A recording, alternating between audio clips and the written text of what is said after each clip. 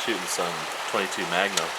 I thought I'd try out the PMR 30. We shot that a little bit. Now I'm going to shoot the Ranger again. This is really only the second time I'm really shooting it.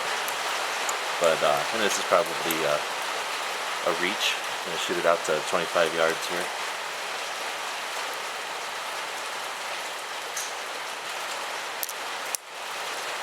So let's see what we can do at 25 yards with this guy.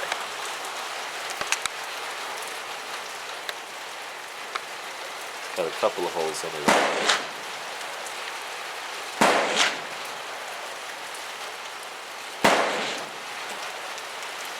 So this is pretty much what we'll be doing. I'm going to just shoot dead center. Very comfortable.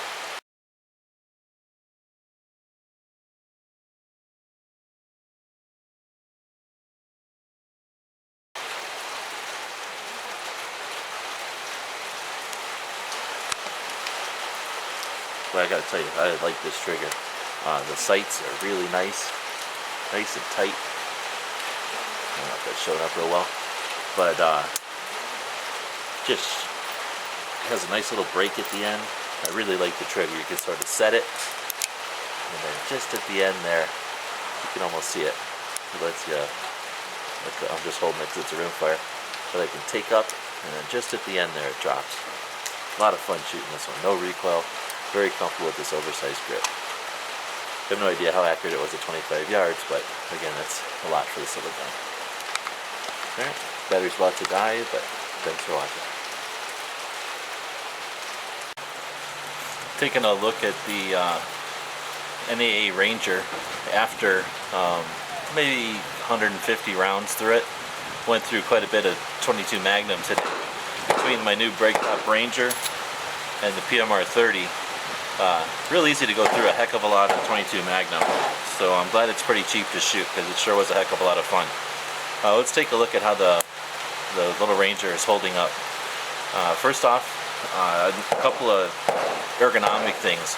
I put on this oversized grip and I'm super glad I did that. In fact, I'm probably going to end up getting these for all of mine. It may not be the look I like the best. Honestly, I don't like the look. I like the look of the Pug, which I've got in my pocket here. So the Pug is a much better look in my opinion, and it does feel good. However, it moves in the hand a bit more. Let's look at it in my left hand. Although you can get a good grip on the little golf ball sized, well, maybe a little smaller than a golf ball sized little rubber grip there, it ends up moving in your hand. And we tried to get some slow motion stuff today. Hopefully that'll come out and we can compare it with some stuff we've got slow motion from the Pug. But first off, that oversized grip is great. Although, like I say, the look is not the best. It really makes it a pleasure to shoot. The trigger, I love the trigger. I don't really talk about triggers too much. People have mentioned that in other videos, asked me questions about it. So I've been paying a little bit more attention to it. Typically, I try to incorporate all the training I've gotten over the years. And very little of the training is going to worry about something like a trigger, because you don't always get a chance to get that perfect trigger. If you're going to the range and you're doing marksmanship, go try to find the perfect trigger. But for a defense pistol, defense revolver, I just want one that's going to be consistent and something I don't have to think about. And with this one, I can, single action, so I can bring that hammer back, and again, we're at the range, but we're empty. I can bring that hammer back, and it's impossible to show you because I really don't want to let my rim fire here dry fire, but there's this break right there, and just tap it and it closes. Just a really nice trigger. So I'm really pleased with it. It's getting a little shaky, but it's mostly the grip. I don't know if you can see that with all the rain noise and everything, but there's a little bit it's getting a little loose, so I should tighten that screw up a little bit. My other NAAs, especially the Magnums, will start to loosen up after a while. Now this one's only got 150 rounds through it, but nice and tight, everything's good. There's a lot more parts here, so I was concerned that it might start to get loose a little quicker than some of the others, but not so. Taking a look at how dirty it gets, yeah, you shoot it a bunch, any revolver really, but especially this one, a lot of junk comes out, as that bullet leaves the chamber and then enters the barrel. There's that little gap there, and it's enough room for some of the lead to shave off and a lot of the gases to escape.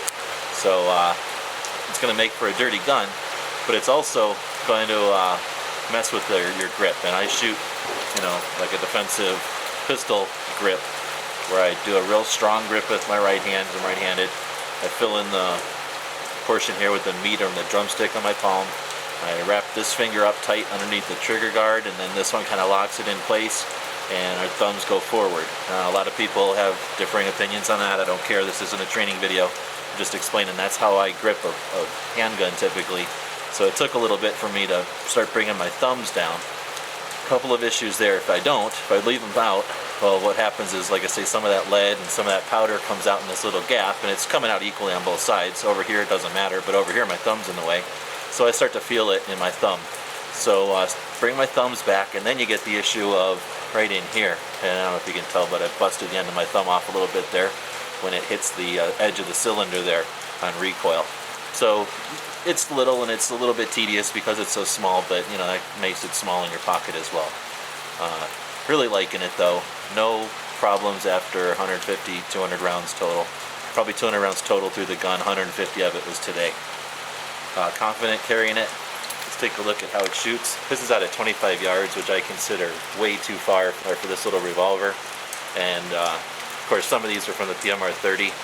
But if we're hitting, in this black out at 25 yards where it was, I'm satisfied with it.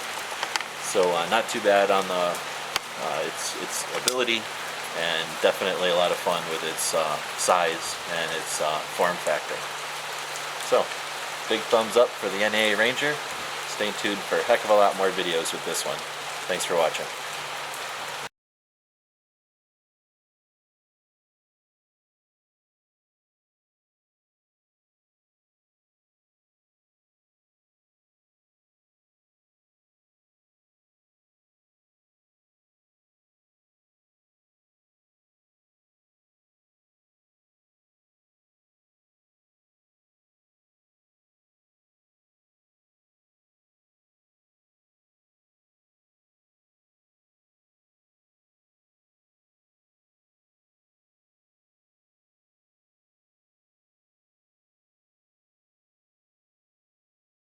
The guys and gals of GunWebsites.com encourage you to take a CCW class every year, practice at least once a month, and carry every day. Thanks for watching GunWebsites.com.